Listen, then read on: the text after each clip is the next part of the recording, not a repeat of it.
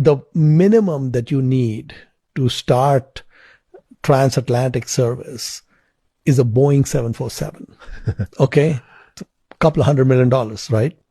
And Branson got Virgin Atlantic off the ground with no money. So what he did is he calls directory assistance number for Boeing. Okay, gets the number for Boeing, calls the main switchboard and says, I'd like to lease a 747 that you guys might have hanging around that you're not using. They hang up on him. Right. Okay. He keeps calling them. And finally, the lady at the switchboard says, let me transfer you to someone who can get rid of you properly. Right. So she transferred him to someone who's head of like commercial sales. And so this guy tells him, listen, Mr. Branson, in every country, we have one customer. And you are not the customer. In the UK, it's British Airways. I agree with you. That's fine. But just humor me for a second. Do you have an old Boeing 747 lying around that you're not using? And he says, yeah, actually we do.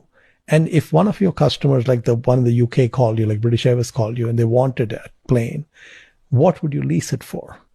So he says, well, I really don't need to have this conversation, but we would lease it for about $200,000 a month.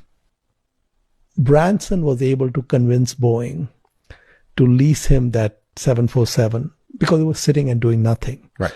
Then when he set up Virgin Atlantic, he said, you get paid for all the future flights in advance because people buy tickets.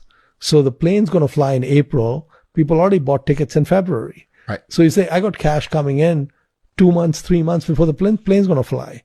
And I'm going to pay for the fuel 30 days after that plane lands. Okay. So he had negative working capital, and the lease payment is also in arrears, right? Right. So basically he was able to get Virgin Atlantic off the ground with zero equity, right?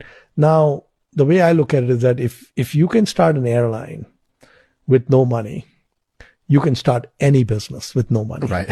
Okay.